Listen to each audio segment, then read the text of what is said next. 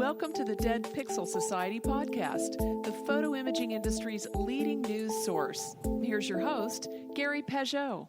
The Dead Pixel Society podcast is brought to you by MediaClip, Photo Finale, and Advertech Printing.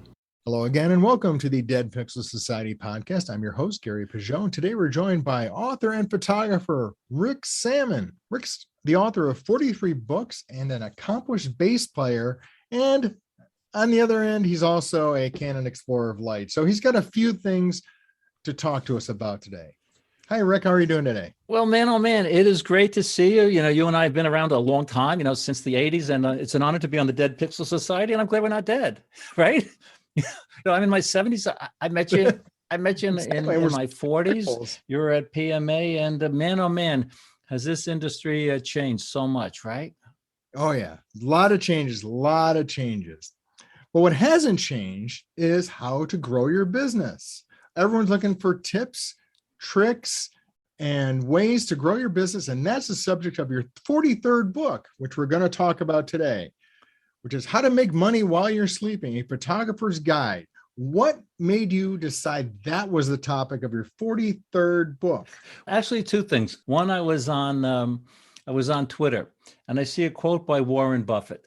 And Warren Buffett, this is one of his most famous quotes. And he says, if you don't figure out a way to make money when you're sleeping, you're going to work until you're dead. So that gave me the... And that's actually in the preface of the book. I see you've got the quote there. Yeah, and that's in the preface of the book. And then several years ago, actually, when I knew you, back in the mid-90s, I was scuba diving off the coast of Kenya. And we came up from a dive, and I was in my 30s then, and there was an older couple there who were like traveling the world. And I said, man, it's so great at your age to be able to travel the world. And they said, let me give you some advice. They said, your money can work harder for you can. Your money can work harder for you than you can. So I've always focused on my business, and every professional photographer that I know, everyone, Kelby, all my friends at Kelby One, all my other author friends, they're all excellent business people because we look at this as a business. Yes. Some of us want to save the world, save the dolphins, right? We want to save trees. Well, all this is great. And we can use our photography to do that. But we have to be a business person to realize maybe the best way to do it. Like getting back to the dolphins. Many years ago, I met a girl, met a woman, Susan and I met her, and we called her a dolphin hugger because she just loved dolphins so much. She wanted to protect the dolphins. So we were talking about different ways. I said, well, one thing you could do, because she was young, I said, become a lawyer and try to, through different laws, try to enact laws that are going to protect like the mangroves, which are important to the coral reef. So all this stuff is connected. So anyway, to answer your question, I would say it was really Warren Buffett with that quote. And at my age, I've become skilled at making money when I'm sleeping. And also at my age, I like to sleep a lot. So were you always business focused? Because like you said, you've been in the industry a lot of years. You were, as we were chatting before the call, you actually were a graduate of the Berklee School of Music, weren't really looking for a career in photography. You came into the industry under the mentorship of Rudy Maschke, who is a legend in the industry in the publishing world. Can you talk a little bit about that and how that informed some of your business acumen over the years? Well, I just think being my father was a good business person, and my wife's father was a good business person. And they always, my father had a great expression. He kind of inspired the book too. And this is up front. His expression was, it takes a lot of peanuts to feed an elephant. And what he was saying is watch every, he grew up during the Depression. So he's saying to me, watch every penny, watch every nickel, because all those pennies and nickels can add up. Right. So, he was always telling me, because I was a musician, he said, yeah, you want to be a musician, you still have to be a good businessman, good business person. You have to be a good manager. And we were talking about Santana before we came on. He's one of the best music business people. You go on his website. He sells hats. He sells this. He says that. He sells that. He sells everything. Joe Bonamassa, his site, he sells guitar picks, clothes, everything. So all these creative people, all creatives that I know, who are successful are good business people. And I think we really have to look at that. that when we're making decisions, do I want to go to Africa on a safari and just have some fun, which, which is a good idea, or do I want to go to maybe, some other place and do something that might generate some more income? So I'm always looking. I ask, my wife handles all the income here, all the finances. She does an excellent job. I'm sure a lot of people listening have a spouse who does that. So anyway, we're always talking about the best business decision. One of the things that I find interesting is when you talk about like product line diversification, like Carlos Santana selling hats and whatever, some people would have argued back in the day, well, that's too much of a focus off his music, right? You shouldn't be selling knickknacks and doodads like that. But on the other hand, having to diversify your product portfolio is necessary in today's age, because guess what? Carlos isn't selling CDs anymore. That's or right. LPs. Right. He's got a very different business model today. I think photographers are having the same challenge today. I think you're right. That's what, I tell people when they talk, I tell people that my specialty is not specializing. It sounds kind of funny because people say, hey, Rick, what's your specialty? Portraits, wildlife, whatever. I say my specialty is not specializing because I like to diversify. And that's the same thing that same advice my father gave me with my investments. Diversify. Don't have all your eggs in one basket. And what was your father's business? Well, actually, it's kind of interesting. He was the technical director of a show in the 50s, the first live television show called Person to Person with Edward R. Murrow. I'm sure a lot of the young listeners never heard of this, but Edward R. Murrow was a super famous war correspondent during World War II in London when it was being bombed. He came back. So my father was the technical director of that. But here's the cool thing about that. My father would take his Linhof 4x5-inch camera, right? Film camera. This is in the 50s, and this is in the 60s, sorry. And he would go to Marilyn Monroe's house, Joe DiMaggio's house, Humphrey Bogart's house, all these famous people's houses, and take pictures of the houses and then bring them back and develop them in our basement, black and white pictures. Wow. So he could bring them to the studio so they could decide, okay, when they get there, here's where we're going to put the lights and everything. So I learned about photography, not only the business from him, I learned about processing from him. And then my mother would hand color the pictures with pencils. So, I've been in photography for a long time. So I love photography, but I also, Gary, I really love the business side of photography. It's very rewarding. There's always a balance there with people who get into photography because they love photography, but they may not be so great on the business side. And, I had several guests on the show where they've talked about that. And a friend of mine who actually owns a local retail store made the comment one time, but I always think about this. He says, nothing kills the joy of photography faster than owning a photography business. Well, that's like never make your hobby your business, right?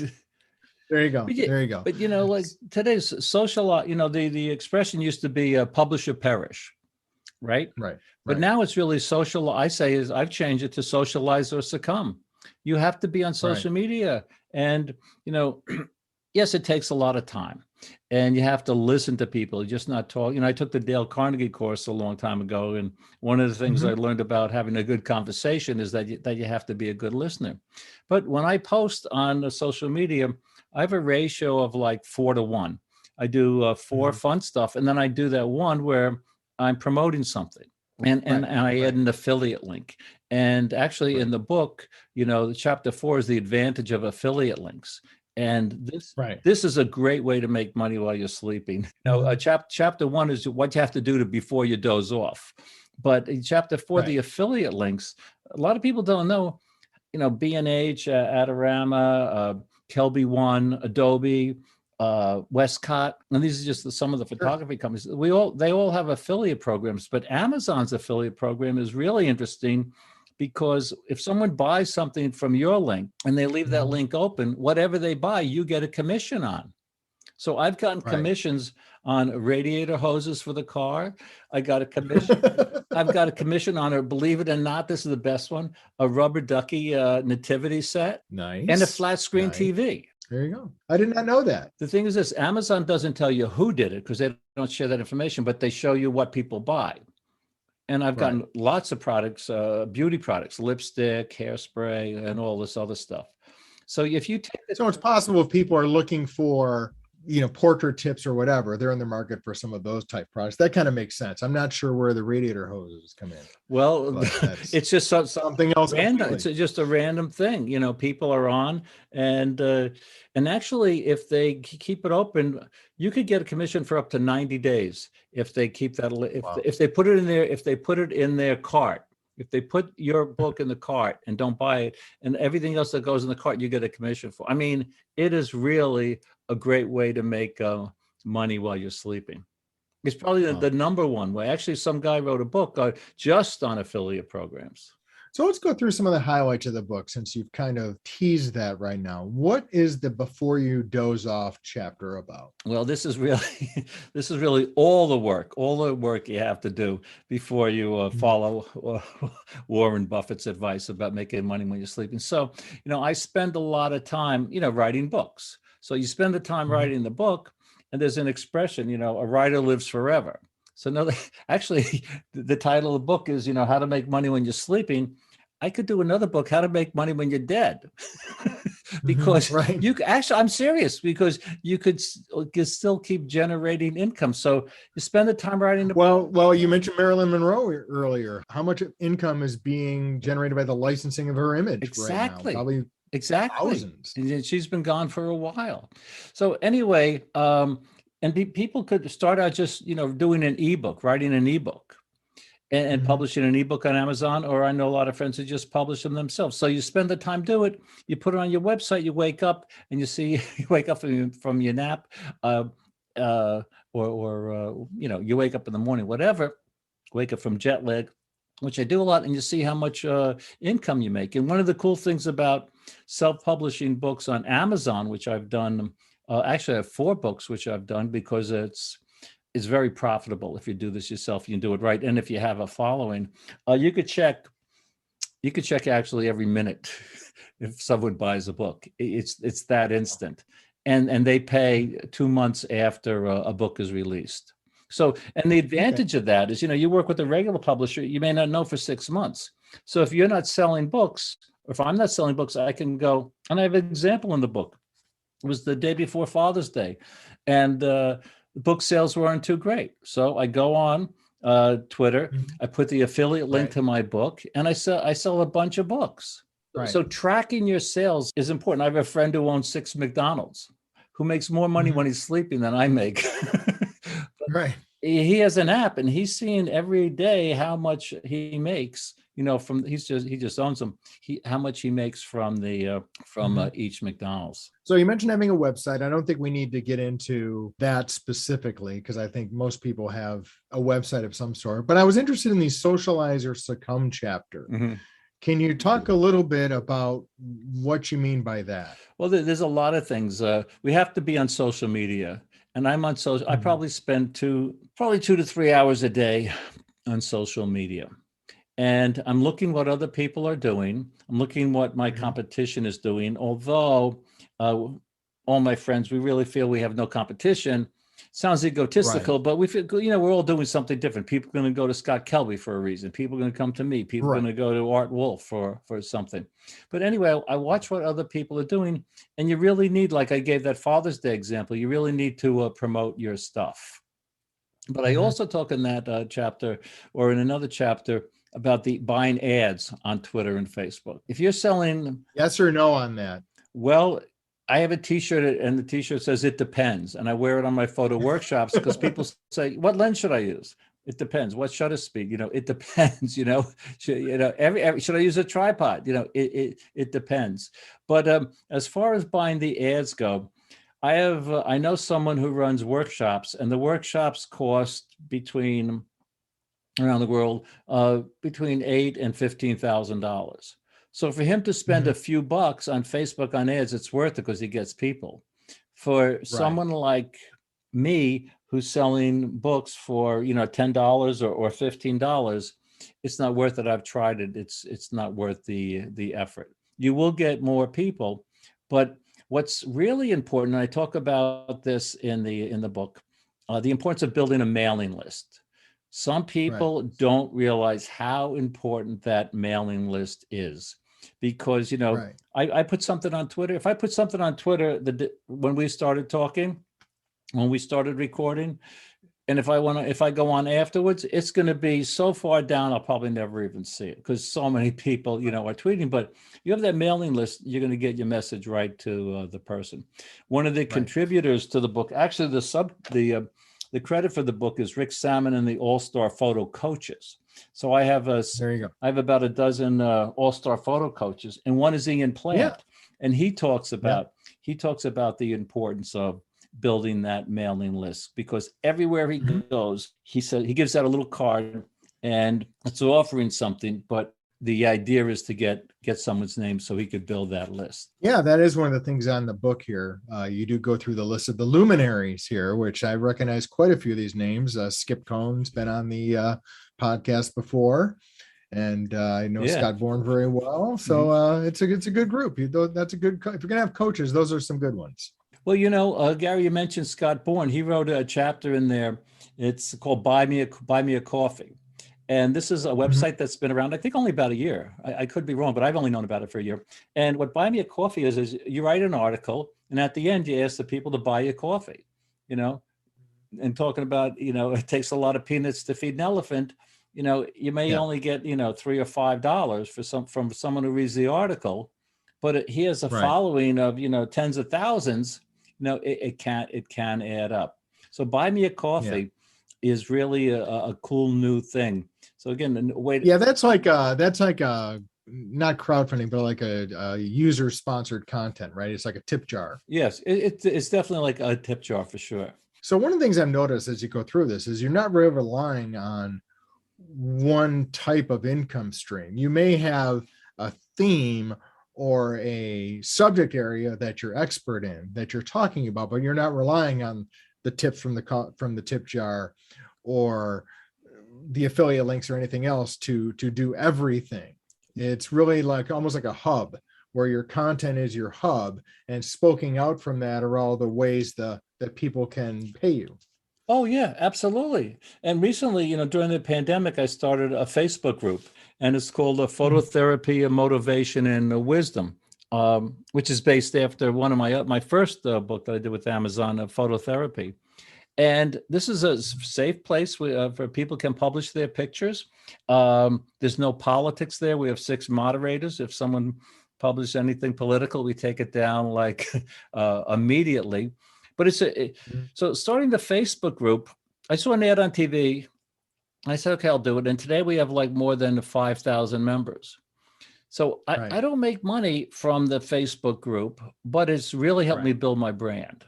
So indirectly, I'm generating income. So I would suggest if a listener, loves photographing, say, horses, start a Facebook group on horses. And if you have like a calendar or cards or something to sell, this will help you build your brand. It's really a cool. I kind of think that's interesting, because you're not talking about, don't start a group about how to take pictures of horses. It's more about horses as the subject. Yeah. So let's say, for example, someone is a local photographer you're at Croton on Hudson, New York, right? You wouldn't start a group for photographing that area. It would be about local points of interest, things of interest, local events, community things that people can interact with. And maybe along the line, a few of those Facebook folks will buy a large print of something you might have done. Right. So building that community is so important. And we talked briefly about a website, and just the only tip that I would give on having a website is this: that when you're designing your website, think of it like you're designing like a bakery, really nice bakery with the great smells in your neighborhood, or a coffee house. And everyone who comes into that bakery or that coffee house, you want to treat with respect. You want to be happy to see them, and you want them to come back. And of course, you want them to buy something. So when you're doing a website, again, getting back to the dolphin person, rather than having just pictures of dolphins around, or this and that, think about how you can construct that website so people are going to come back, feel welcome. You have to answer all their questions, and how they're going to buy something from you. I figure if I'm going to put the time, into building a website or doing a social media event, I think the person should get paid for it.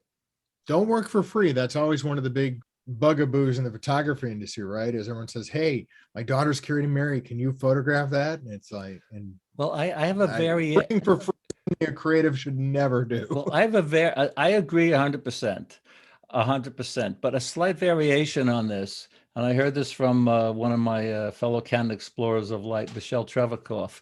Let me see if I could get it right. He said, if I'm going to, talking about a job, he said, if I'm not going to have a lot of fun, I'm going to charge a lot of money. If I am going to have a lot of fun, I might not charge a lot of money. Right. So in other words, like I lead private workshops around the world. And, if someone wants me to do a workshop, in Hoboken, New Jersey, which is a beautiful place, great view of New York City, it's not really a place I want to go. I'll charge a lot. Right. But if someone says, "Hey, Rick, I want to do a private workshop with you to Mongolia," which I've done, I'm not going to charge a lot. So I think that whole people ask me all the time, how much should I charge for a print? How much should I charge for a private session? And I say, depends. It depends. And think about the long term. Again, getting back to the bakery and the coffee house. You want to build a relationship. I know people are going to go in for the big bang. They know this company makes a lot of money. I'm going to bang them.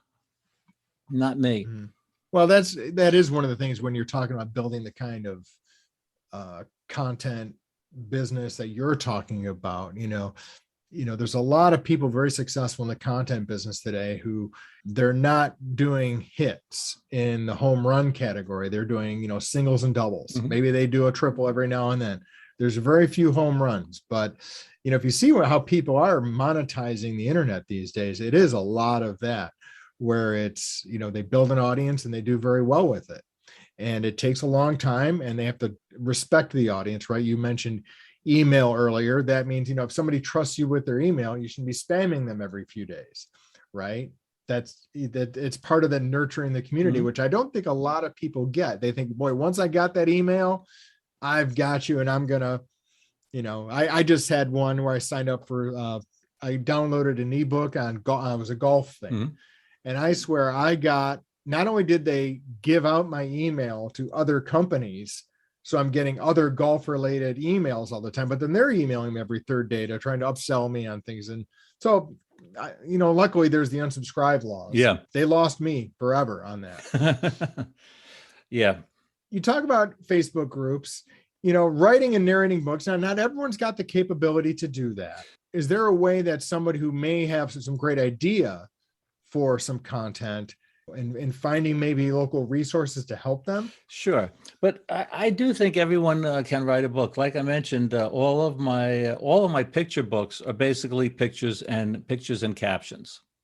And that's how it's an introduction to a chapter, and then it's pictures and captions. So if Susan and I did a book on Route 66. So we have a picture of the Blue Swallow Motel, which is one of the most famous hotels, if not the most famous hotel on Route 66. So I have a caption.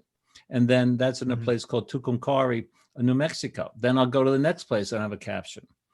But I think I used to write when I knew you, and maybe this was before, I used to write the weekly column for the Associated Press. It was 500 words and one picture. And in the fax machine, I don't even have one, I used to fax in the column and send the black and white print, by mail into New York City. But someone said to me after I had 75 columns, they said, "Why don't you put those columns together in a book?" So I found a publisher to do that.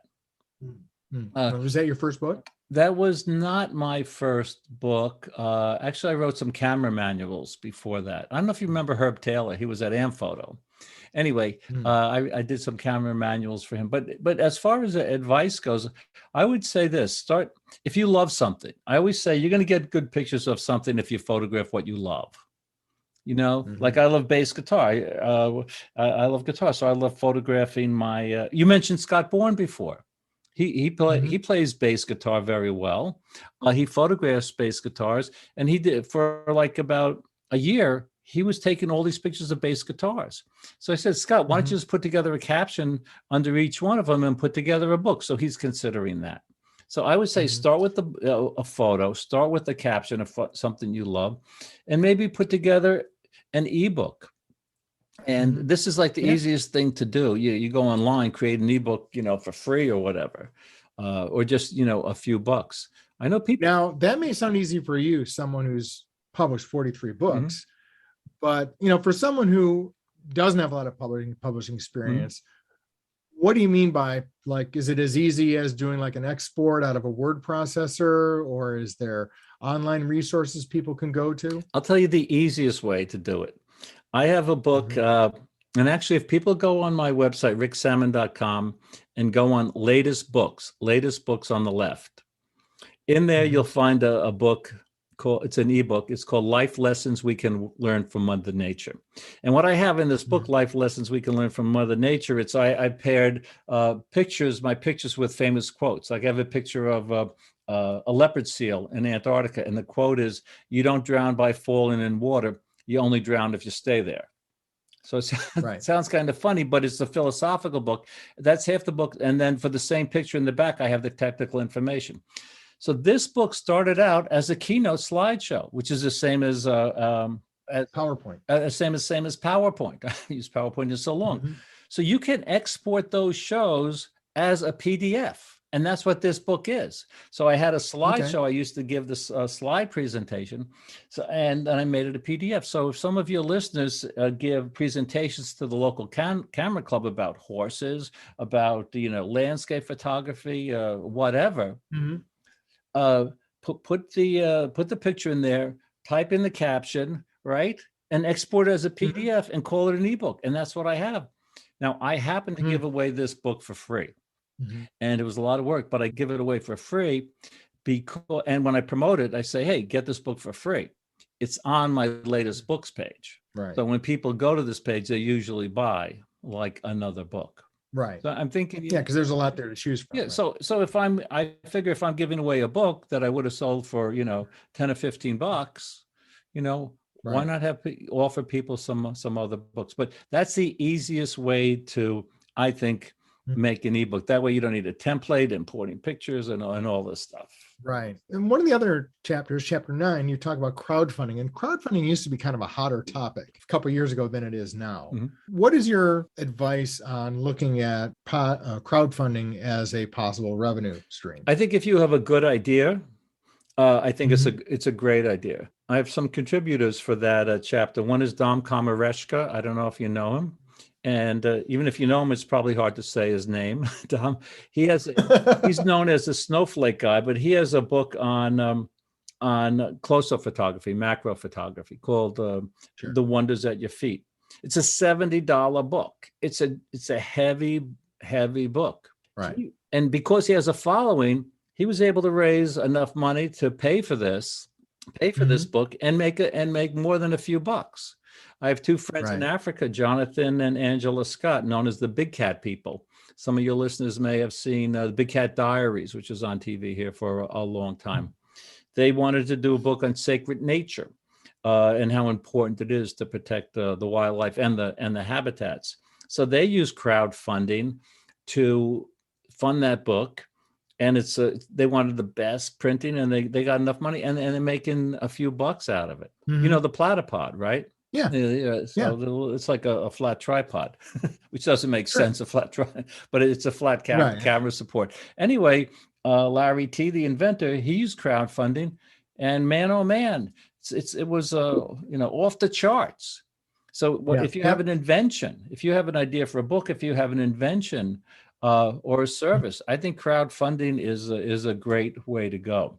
And I would hire someone to help you with that, because I don't know too much about it, so I'm not the person to ask. Yeah, there is a process for that I've seen, because I've know some inventors in real life, and they've talked about the crowdfunding, and there is like a whole process, expectations people have with funding levels, and with bonus products and everything else, and videos, how to shoot a video and all that. So yeah, it's more than just doing a social media post and hoping someone downloads it. So well, it's having the mailing list, right? It's getting support. It's getting back to Larry T. He goes to every single trade show, every single event, and people are buying from him, right? Right. And I think if he was selling, bass guitars, people would buy a bass guitar from him. One of the other things you mentioned, you're just kind of going through the list here. We got to watch our time a little bit, but you talk about a lot of this creation of content. One of them is start a podcast. Now, I've been podcasting off and on for over 10 years and have now this one been over a year and a half. One of the challenges I see with podcasts is it's almost like writing a blog, right? Where everyone has an idea for one blog post, but it's always 2 or 3 or 4. Now, my format's a little different in the sense that I have guests on and I can mine their knowledge, so I don't have to be the focal point, which is a good thing. So what do you recommend to somebody who maybe not in that position of being able to have guests or whatnot? How do you do that? I mean, no, I agree that podcasting is a great promotional vehicle. It's certainly one of the reasons why we do it here, but it's a challenge. It sounds like a great idea until you have 3 or 4, 5, 6, 7, 8, 9 episodes. You start running out of topics. Right. Well, when I had my last podcast, it was called the Picturing Success podcast. That was with Larry Becker, one of the Kelby One community members, and we at the end there we had 6 sponsors. We had 6 sponsors that paid us every month, and we were making some good bucks out of it. But after 200 episodes, like you're saying, I said, what else can we talk about? But we had guests, right. And I think having guests, that's what people love. People want to hear the guests. And so you have to learn how to be a good interviewer. You have to learn how to be a good listener. But as you know, it's easy to start a podcast, but I think unless you're a wealth of information, and can just, like Santana we were talking about before, and just go on and on and on, I think it might get a little repetitive. But getting sponsors is the key. But as you know, getting back to before you doze off chapter, Gary, this 45-minute podcast we did probably each week took 6 hours. As you know, it's the prep. First of all, it's the emails. It's setting up. Then it's changing. Right, it's changing. Like I had to change because of I had to see a doctor. Then it's recording. Then it's editing. Right. Then it's posting. Then it's the show notes. Then it's this, and then it's answering all the questions. Then it's billing the sponsors. So for 6 hours, I wanted to do other things, and to be honest, play bass guitar. I'm going to get you into bass. It always goes back to the bass guitar, which is good. So one of the other chapters you have here is strive for sponsorship. Yeah. You talk a little bit about that, because I think that is the dream of a lot of podcasters in specific. I'm in a lot of podcaster groups on Facebook, and some of the people are like, oh, I need to get a sponsor. I need to get sponsors, right? I mean, that's, and it's almost like putting the cart before the horse. Well, as far as individual sponsors go, people ask me, I've been a Canon Explorer of Light since 2003. I think I'm one of the oldest Canon Explorers of Light. And it is an honor to be an Explorer of Light. So a few years into it, when I had written, I think about 30 books, someone said, Rick, how do you get to be a Canon Explorer of Light?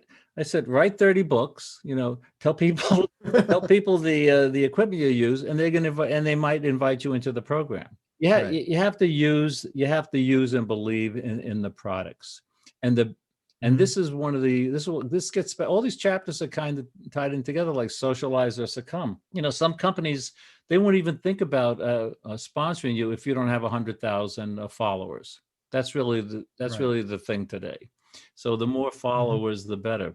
But the sponsorship, I would tell my son, I used to have a camera bag sponsor. And every few months, camera bags would show up here. And my son would say, Dad, another free camera bag. I said, Marco, there's no such thing as a free lunch. They're just not going to send you a camera bag, or a sponsor's just not going to send you a check or whatever.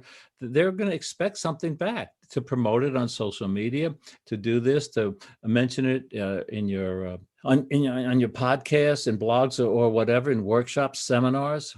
So It's really important to remember that there's no such thing as a free lunch. Sponsors just don't write a check and not expect anything out of it. So no, and it's getting tougher and tougher. By the way, and thank you very much for the sponsors of the Dead Pixel Society podcast. So thank you much. I hope you're getting what you need out of it. Yeah. You get into some of the things here that I think is interesting, where you talk about YouTube channel, webinars, and some of these things I think are repurposing content, which is something we haven't yet talked about, but I think that's important, where you can take a subject like a presentation, turn it into an ebook, then you can turn it into a YouTube video, then you can turn it into an online class.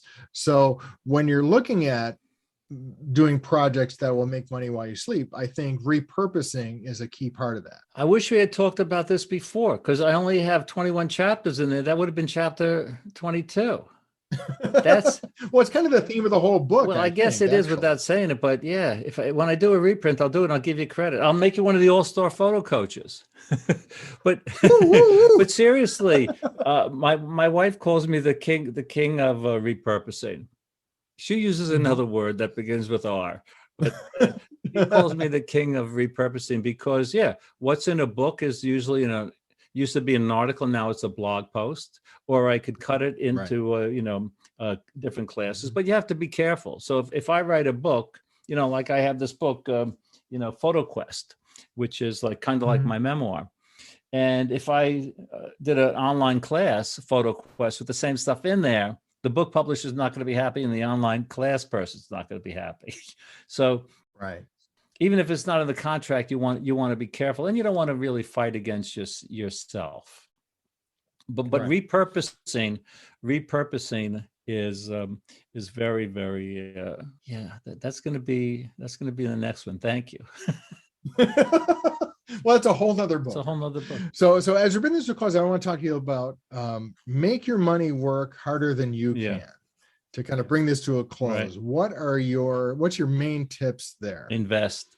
People say, just invest. Invest is save as much money as you can along the way, and then invest as much money as you, and just invest as much money as you can. Actually, I have a financial advisor who wrote that chapter, Your Money Can Work Harder for You Than You Can, but because of his situation, the company the Wall Street company they didn't want to be identified in there.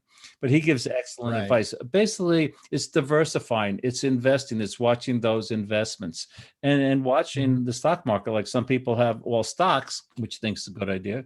And some other people, have bonds and stocks.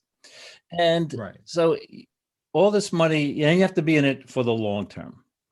And, I don't know when we're going to have to stop, but I just want to throw this in. I love photography, as much as ever. I've been shooting with the new Canon EOS R3. I got some great bird pictures. I'm going to Bosque del Apache, where they have birds in December. We're going to Florida to photograph horses. I have so many things planned. I don't want people to think, Sammon is just, a business person. That's all he focuses on. I have a lot of energy, so I focus on the business, but I keep up with photography, the equipment, the lenses, the new Photoshop and Lightroom's amazing. So I learned of that. So I'm still as much a photographer as a business person, as a bass player. Well, it's funny you should say it, because that is one of the comments. I was talking to an industry person. This was a few years ago. It was one of the major manufacturers. And it was when smartphones was starting to encroach into the camera business and print sales were going down. And this person said, look, photography is more popular than ever. Why are we all so miserable? Because like industry people were very discouraged for a lot of years, right? And what happened is digital photography and now smartphones have made photography more popular than ever. There's trillions of pictures taken every year. And we're not capturing all of the revenue from that, but that's okay. We've got, photography as a way of life, as a hobby, as a way of inspiring people, as a way of communicating, has grown exponentially. So there is a lot to be excited about. I think there is. Well, I'm excited about life. I'm very grateful for a lot of things. I'm grateful to be alive, grateful for the friends I have. I think having a good attitude is really important, in all you do. Yeah, you have to be an optimist. So if someone wants to check out the vast array of Rick Sammon educational materials, where would they go? Well, they just go to ricksammon.com, and it's Sammon. It sounds like the fish. I had so many fish jokes when I was growing up, but it's ricksammon.com. Everything's there, Gary, including on the top left, it's called Rick's Music Room. There you go. Okay. And I have free lessons, including a free bass lesson. Well, I will definitely check that out when I get my. There's guitar lessons and there's piano lessons. But Ansel Adams I don't know if you know Lewis Kemper. He was one of Ansel Adams' assistants. He actually heard Ansel Adams play the piano. He said he would play the piano a lot at Christmas time. Hey, do I have time to tell a very quick Ansel Adams story? You absolutely do. It's very quick. I'm teaching a seminar with John Sexton, who was one of the Ansel Adams assistants. And John Sexton's telling all these Ansel Adams stories. So here's one of the stories. This is in the 60s before computers. So in the 60s, someone on the East Coast writes Ansel Adams a letter on the West Coast and says, and he's a little unhappy with Ansel Adams. Like, could you imagine being unhappy with Ansel Adams? He says, "Dear Mr. Adams, I have your books. I have your posters. I have one of your original prints." Guys on the East Coast, right? He's writing Ansel Adams on the West Coast. "I have your books. I have your posters. I have one of your original prints.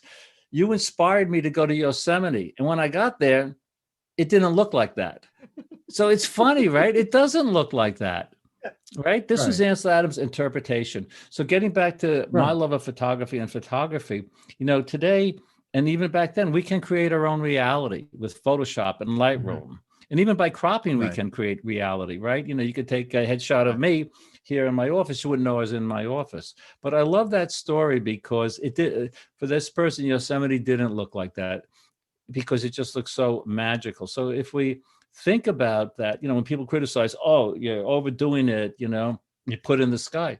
Who cares? If it makes you happy, I think it's okay. Well, thank you, Rick. Once again, what's the title of the new book? The title of the new book is How to Make Money While You're Sleeping, A Photographer's Guide to Passive Income and Other Business Strategies. This has been an energetic conversation, and I'm ready for my nap. Me too. Now that you've, so thank you much for your time, and look forward to catching up with you, hopefully at an industry event somewhere soon. Well, thank you so much, my friend. And it's great seeing you again after decades. And it's been decades. It has been a long time. Good to see you. Thank you for listening to the Dead Pixel Society podcast. Read more great stories and sign up for the newsletter at www.thedeadpixelssociety.com.